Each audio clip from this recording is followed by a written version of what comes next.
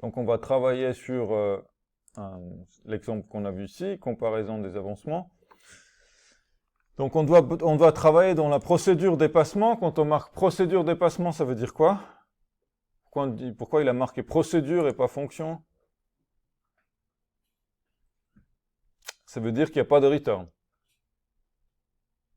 Quand c'est procédure, il n'y a pas de return. Elle prend deux paramètres de liste et de nom, ça c'est fait. Elle affichera le numéro du jour où le premier tracker a dépassé le second ou le fait qu'il n'y est jamais arrivé. Ok? Donc on comparera ce qui est comparable, le plus petit nombre de jours effectifs entre les deux parcours. Les listes n'ont pas donc forcément la même longueur et un des deux trackers peut avoir abandonné. Donc après on a des exemples. Donc moi ce que je vois c'est que je dois comparer l'avancement des trackers. Donc on avait vu que la comparaison, l'avancement c'est une somme en fait, c'est une somme de leur distance quotidienne. Donc ce que je vais commencer par faire, je vais faire une boucle. Et pour l'instant je ne me préoccupe pas du problème qu'une boucle peut être plus longue que l'autre. Je vais faire un for i in range. Je vais mettre j pour dire que c'est jour. Et puis on va prendre au bol la longueur de la liste 1. Alors ça ne peut pas marcher. Je veux dire, ce que je suis en train de coder là, c'est pas fini parce que si par exemple la ligne 1 elle est plus courte que la ligne 2, ça va nous poser des problèmes. Mais pour l'instant, j'y vais comme ça. Et puis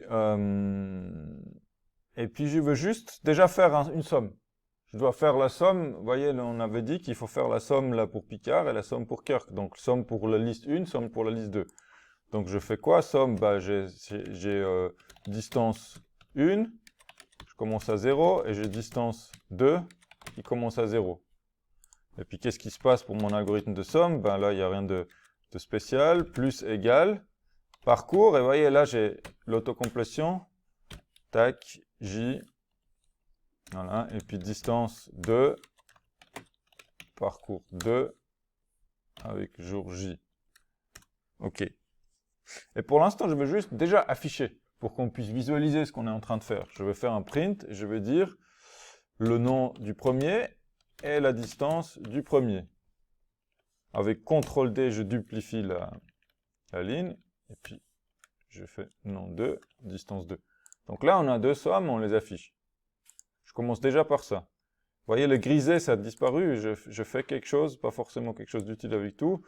Qu'est-ce qui va pas? No such file or directory, main. Oui, c'est pas le main qu'il faut que je lance, c'est ici. Mon fichier trackstar, donc je vais là, j'appuie sur play. Vous voyez ici? Si vous mettez ce if name égale main, là, il vous met une flèche verte, et puis vous pouvez le faire. Donc là, on voit l'avancement de Picard et de Kirk. Les sommes des deux. Donc Picard 29, Kirk 29.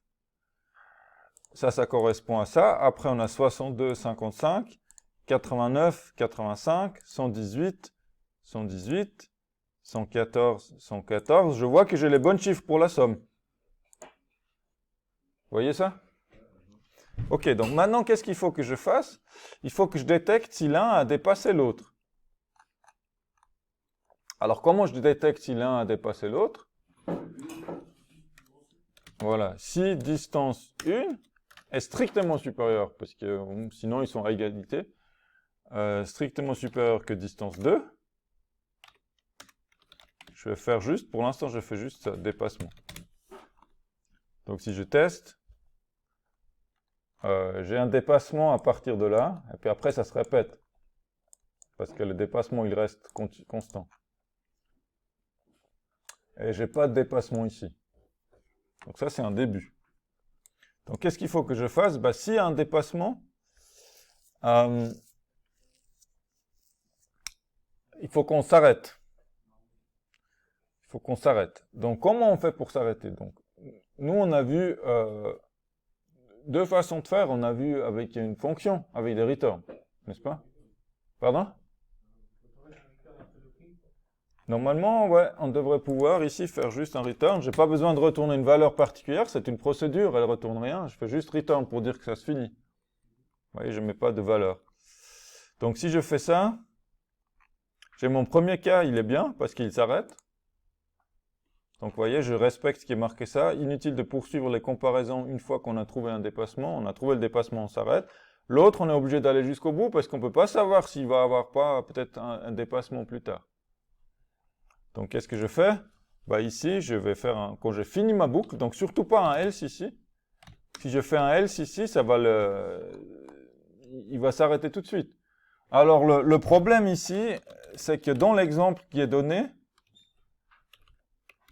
je marque jamais de dépassement. Le problème, c'est qu'avec l'exemple concret, ça marche quand même parce qu'il n'y a pas eu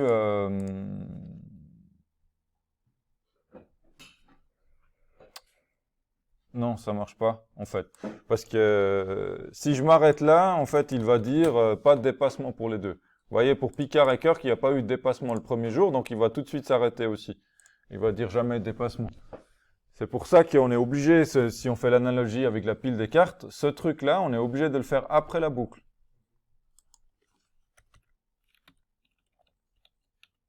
Vous constatez aussi les petites lignes ici qui vous montrent les niveaux d'indentation, c'est très pratique. Voilà. Donc je vais faire un espace pour séparer ce qui est juste pour faire plus joli. Enfin moi je trouve plus lisible. Là par contre j'ai cramé un espace donc il m'a mis un warning là. De nouveau j'ai un warning, c'est quoi? C'est quoi le truc? Ah non c'est bon. Là vous voyez j'ai la petite coche verte, ça veut dire qu'il a trouvé aucune erreur. S'il trouve aucune erreur, au moins ça veut dire que vous n'avez pas d'erreur de syntaxe, vous n'avez pas de problème de style. C'est déjà pas mal. Donc, maintenant on a ça. Donc c'est bon, on a dépassement, jamais de dépassement. Alors, qu'est-ce qu'on va faire? Il y a encore maintenant, bon, il faut faire les prints qui sont marqués là, donc comparaison entre Picard et Kirk. Donc ça, c'est le print avant de commencer. Je vais, oups, ok, le copier-coller, ça marche pas, donc je le retape, print, comparaison entre Picard et Kirk. Oui. Donc ça, on va le faire tout de suite. Donc Picard et Kirk. Alors Picard et Kirk, ben, c'est non 1 et non 2. Donc je peux utiliser la notion de f-string, ça c'est pratique. Et je mets non 1 ici. Et non 2, f-string, c'est-à-dire que je mets un petit f pour dire formatage. Et puis après, je peux utiliser ces accolades pour lui dire que tu m'insères directement la variable du code.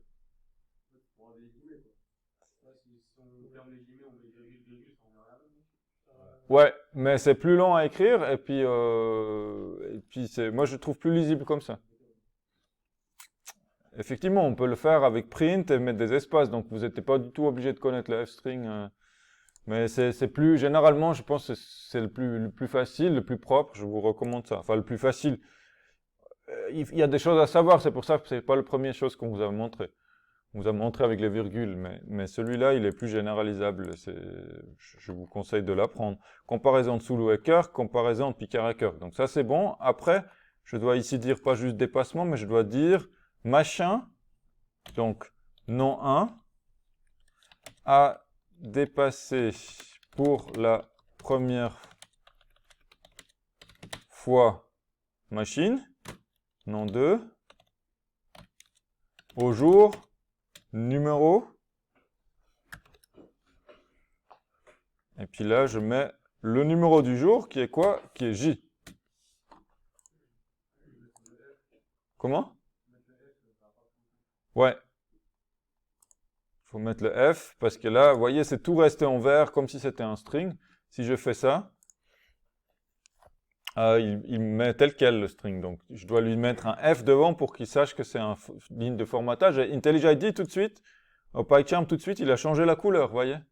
Le vert, c'est pour dire que c'est un string, et si j'enlève le F, tout passe en vert. Et là, si je mets le F, il sait que les accolades, ici, c'est bleu parce que ça fait partie du langage de programmation, et le nom 1, c'est noir parce que c'est une variable.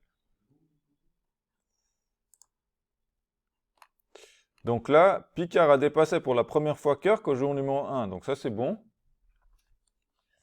Et ça marchera aussi pour d'autres cas. Vous voyez, peut-être un défaut, un reproche que j'ai à cet énoncé, c'est que les exemples qu'on vous a donnés, ils montrent pas toutes les erreurs, ils mettent pas en évidence toutes les erreurs qu'on peut faire.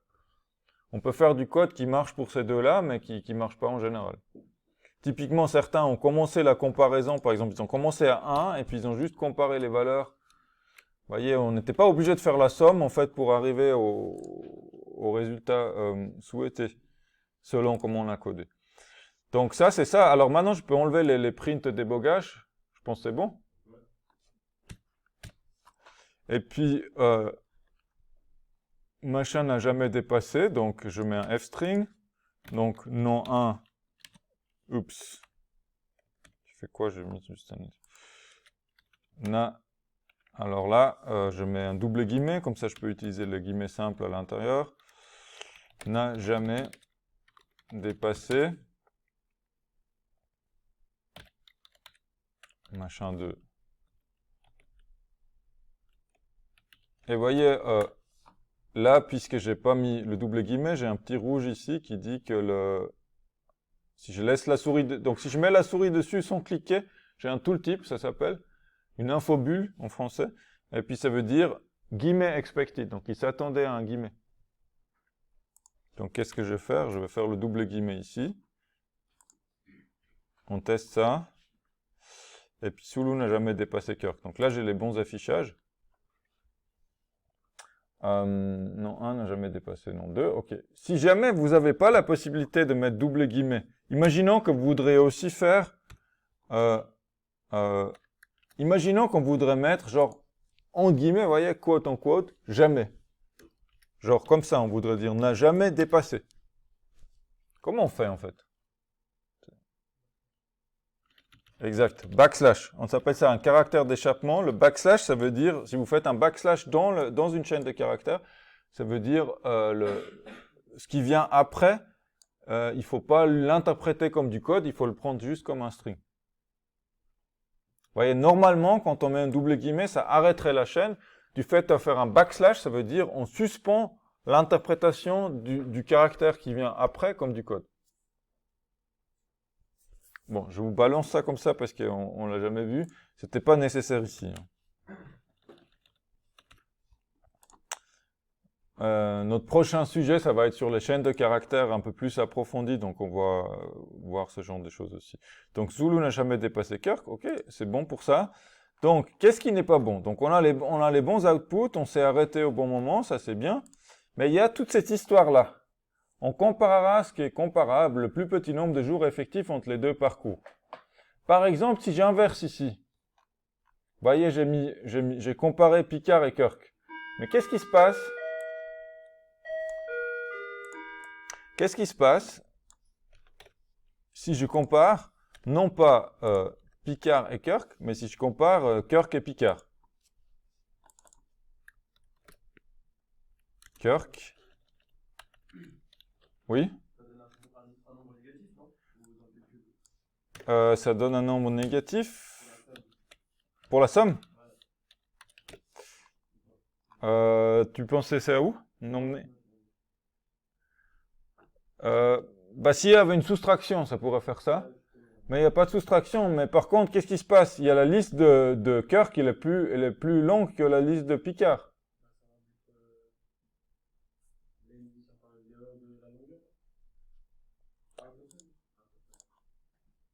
Voilà, list index out of range. Exact. Pourquoi? Parce que là, à ce stade-là, il essaye d'accéder à parcours 2, qui est la liste de Picard, cette fois-ci. Vous voyez, c'est la comparaison de Kirk et Picard. Et puis, il a pris comme longueur, il a pris la longueur de parcours 1.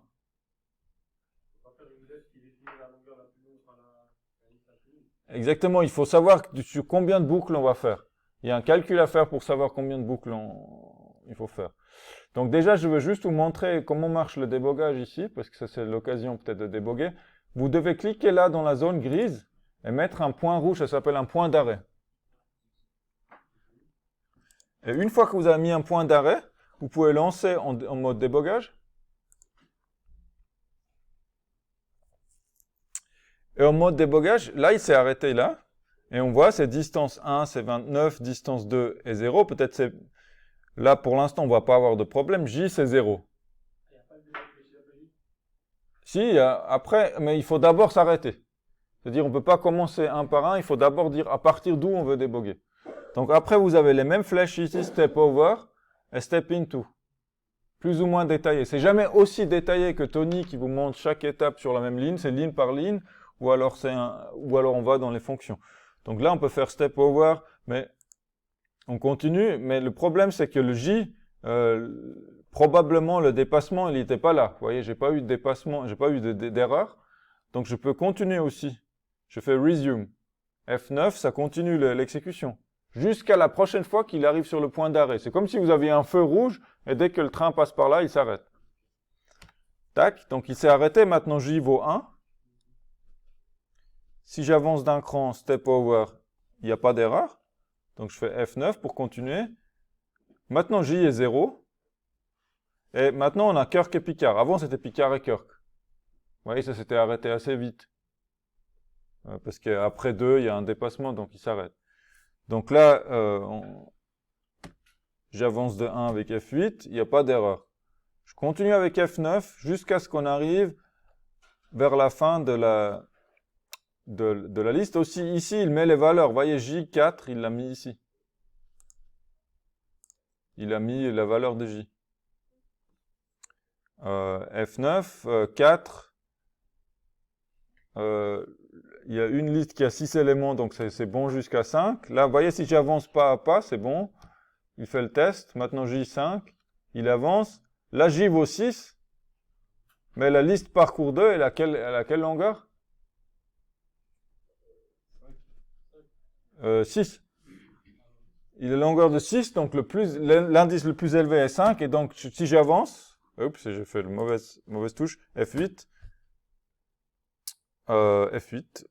Et puis, c'est passé quoi? Ah, il l'a mis en rouge. F8 pour avancer. Ça juste. Avancer. J'ai pas compris ce qui s'est passé. F9, ok. 1. Là, il y a eu quoi? Il s'arrête sur une exception. J'ai pas compris. Donc, démo foiré. En plus, je l'ai filmé, ça. Si, on a eu une erreur. Mais il s'est pas arrêté, en fait. Il a continué malgré l'erreur. Bon. Ok. Donc, pour mieux déboguer, on va déboguer que l'appel de Picard et Kirk. Donc, c'est ce truc-là qui pose problème. Kirk, Picard, vous voyez. C'est pas Picard et Kirk. Donc, je relance ça, débogage. Et là, je vais faire step into. Et je vais juste avancer avec des F8. Donc, jusqu'à là, ça va. On fait la somme. Et là, boum. Ah, voilà, il est sorti du truc avec une exception. Donc, si je continue avec F9 le programme, j'ai à la console l'erreur. Donc, au fait, ce qui se passe avec une exception, on va suivre tout le cheminement des appels. C'est lié au mécanisme de gestion des exceptions que vous n'avez pas vu. Mais en tout cas, l'erreur, vous voyez, là, il y a une erreur qui s'est jouée. Et on a vu que c'était effectivement à la fin de la liste... de Picard. Donc il faut qu'on sache combien de range on peut faire. Est-ce que vous avez des suggestions pour ça? Vous êtes encore là?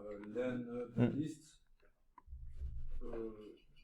Faudrait peut-être mettre un if avant. Ouais, il faut trouver le plus petit nombre. Ouais, c'est ça. Donc par rapport au len de liste, ça prend le len de liste le plus grand, quoi. Le plus petit. Le plus petit. Non, le plus grand. Okay. Non, mais si c'est plus grand, ça pose un problème pour l'autre liste. Petit, pardon, le plus petit, ouais, le plus petit. Oui. Ça marche si on met par exemple le L égale 0. Oui. Et après on met if, du coup, parcours 1 est plus grand que parcours 2. Dans ce cas-là, le L on lui donne une valeur. Du coup, il est égal à parcours. C'est possible ou pas? Ouais. Alors, Saïm avait proposé de faire une fonction. On va faire ça. Je trouve que c'était une bonne idée. Def nombre de jours. j'appelle ça nombre de jours. Pour le dépassement, on a parcours 1, parcours 2, ou jours en commun, peut-être combien de jours ils ont fait en commun. Vous voyez, les deux, ils ont fait en commun. Donc c'est quoi? On a Ça dépend, vous voulez prendre que la longueur la plus longue? la plus courte. Voilà. Bah, vous mettez Len de parcours 1. Ben, je peux mettre NB égale len de parcours 1.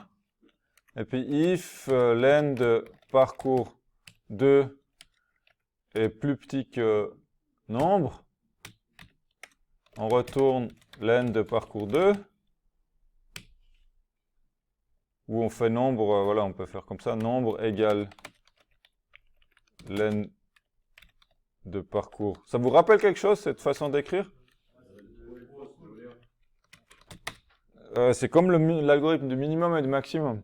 Sauf qu'on n'a pas fait la boucle parce qu'on n'a que deux valeurs à comparer. Vous voyez, dans min maximum, on initialise une valeur et puis on regarde si jamais c'est plus petit, on change. Et après, on la retourne. Donc c'est la même structure, sauf que j'ai pas besoin d'une boucle parce que j'ai que deux valeurs. Return quoi? Return nombre. Ok. Manque un espace. Et puis là, à la place de range de len, je vais prendre un range sur le nombre de jours en commun de parcours 1 et parcours 2. Ou si vous voulez, on peut faire une variable, oui.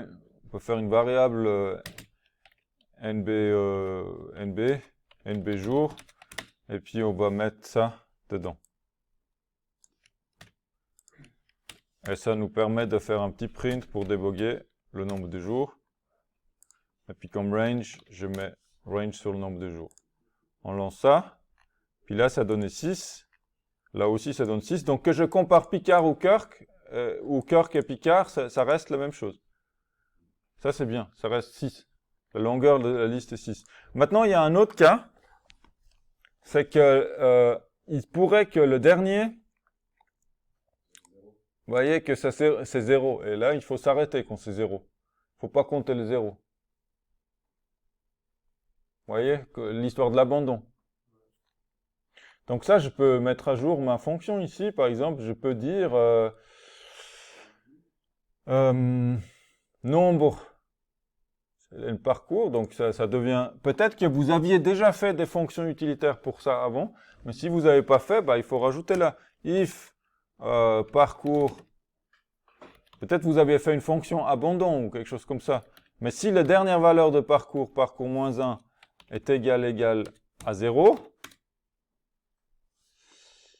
parcours 1, bah, je fais number, j'enlève un jour de nombre, par exemple. Vous suivez là ou c'est trop complexe? Ça veut dire si la dernière valeur de parcours 1 est 0, ça veut dire qu'il a abandonné. On avait dit on dénote le dernier jour s'il y a un abandon par un 0.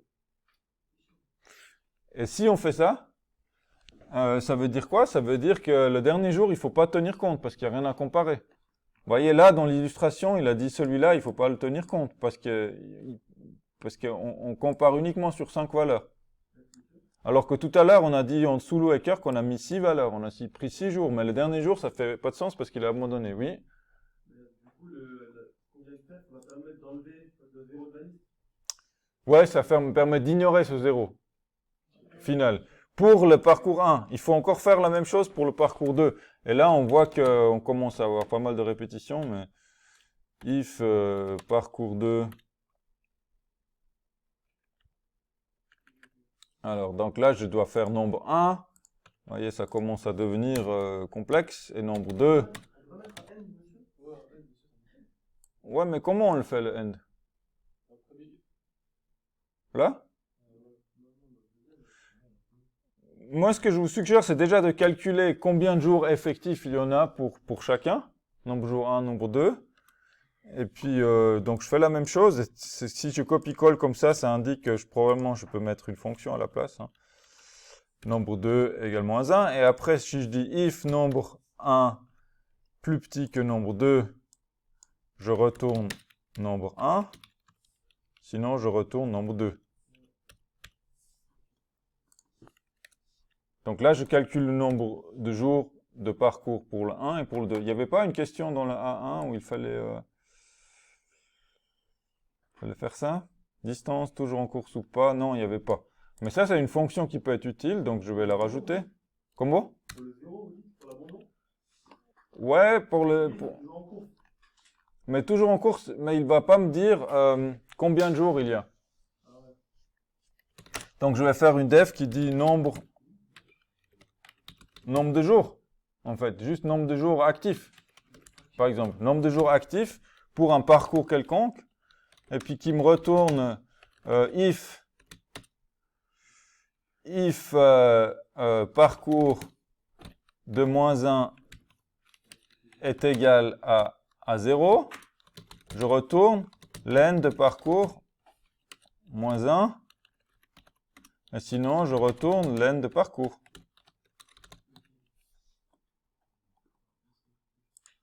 Vous voyez l'idée, ça me calcule combien de jours il a effectivement couru. Et puis là, du coup, ça, c'est ça. C'est la même chose que ça.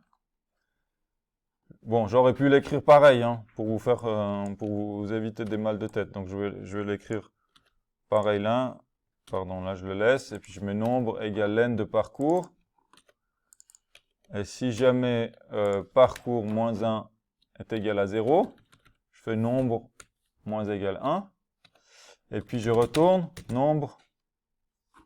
Voilà. Et puis, si j'ai codé déjà la fonction toujours en course ou pas, donc je vais la mettre. Def toujours. Ils disent comment s'appelle la fonction toujours? C'est pas marqué. Définir une fonction booléenne à part qui indique si toujours en course. Où je marque juste en course, qui dit que si le joueur est en course. Et parcours. Non, mais il y a d'autres choses, hein. Il y a d'autres choses, parce que là, il faut aussi, pour le toujours en course ou pas, il faut aussi voir s'il est arrivé au but. Donc ça va pas nous servir. Mais on peut dire abandon. S'il a abandonné. Abandon quoi? Et puis abandon, c'est return parcours. S'il a abandonné, ça veut dire que c'est 0 à la fin, donc je peux retourner ça. Et puis du coup, je peux juste dire là, if abandon. S'il y a eu un abandon, j'enlève un jour.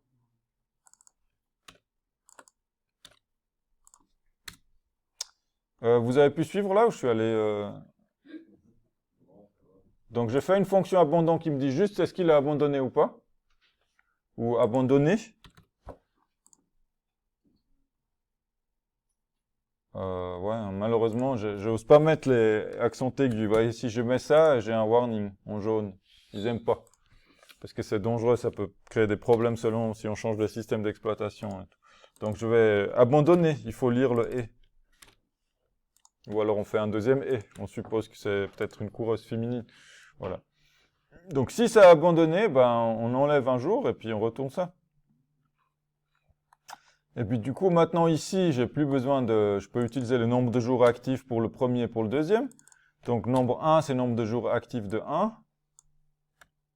Nombre 2, c'est nombre de jours actifs de 2. Et puis, si nombre 1 est plus petit que nombre 2, je retourne nombre 1. Sinon, je retourne nombre 2. Et puis là, ça me donne le nombre de jours. Et puis, du coup, je fais ma boucle uniquement... Vous voyez, là, j'ai pris uniquement 5. Avant, c'était 6. Pourquoi on a pris 5? Parce que chez Zulu, là... la liste était de longueur 6, mais la dernière, c'était un 0. Donc, il fallait ignorer le 5. Voilà, dans les exemples, on aurait pu inverser Kirk et Picard, vous voyez, ça aurait donné d'autres résultats et ça aurait créé des bugs selon si vous n'avez pas testé la longueur. Mais je pense que l'idée, c'était de ne pas vous créer des problèmes dès le début avec ces histoires d'indices, puisque c'était juste une partie du problème, l'histoire d'indices. Donc on peut aussi le faire sans gérer les indices, juste en prenant la longueur de la première liste, par exemple. Ça marche aussi. Voilà. Donc ça, c'est tout ce qu'il y a pour le partie C, ici, le dépassement. Est-ce que vous avez d'autres remarques? que j'ai oublié quelque chose? On va relire ensemble. On compare l'avancement de deux trackers. La procédure dépassement qui prend les deux listes et deux noms en paramètres, c'est déjà fait. Elle affiche le numéro du jour où le premier tracker a dépassé le second ou le fait qu'il n'est jamais arrivé. Donc on fait ça, on dit qu'il a dépassé tel jour ou on dit qu'il n'est jamais arrivé. On poursuit pas dès qu'on a trouvé un dépassement. C'est style algorithme de recherche.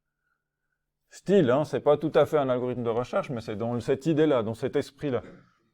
Et dès qu'on a trouvé, c'est pas la peine de continuer. Par contre, pour savoir qu'il n'y a pas eu de dépassement du tout, on est obligé d'aller jusqu'au bout. Et puis, on trouve le plus petit nombre de jours effectifs. Donc, peut-être, ici, à la place de nombre de jours actifs, on va l'appeler jour effectif. Et puis, je vais vous montrer une astuce de IntelliJ IDEA. Si vous faites clic droit, refactor, vous pouvez faire rename. Et là, je vais lui dire, on veut l'appeler jour effectif. Je fais enter. Et puis, il va me modifier. Il me dit partout, il a envie de modifier. Je dis do refactor. Et puis, il l'a modifié là, il l'a modifié partout. Bon, Shift F6 ou alors clic droite, refactor, et d'ailleurs je vais le refaire, rename, parce que j'ai oublié le i, effectif, refactor, do refactor, et puis le corriger partout. Donc là, on gagne pas mal de temps. Voilà, donc jour effectif, donc ça c'est bon. Plus petit nombre de jours effectifs entre les deux parcours, donc on calcule. Vous voyez, le jour effectif du parcours 1, le jour effectif du parcours 2, on prend le nombre le plus petit.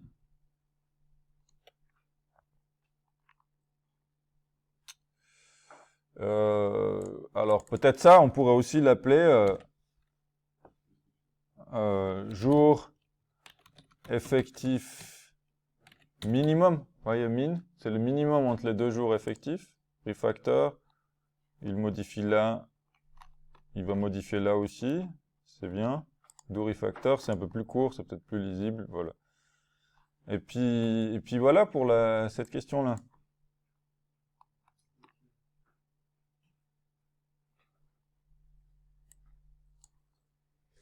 Donc on récapitule, on a fait deux sommes, vous voyez, on voit ici la somme 1, la somme 2.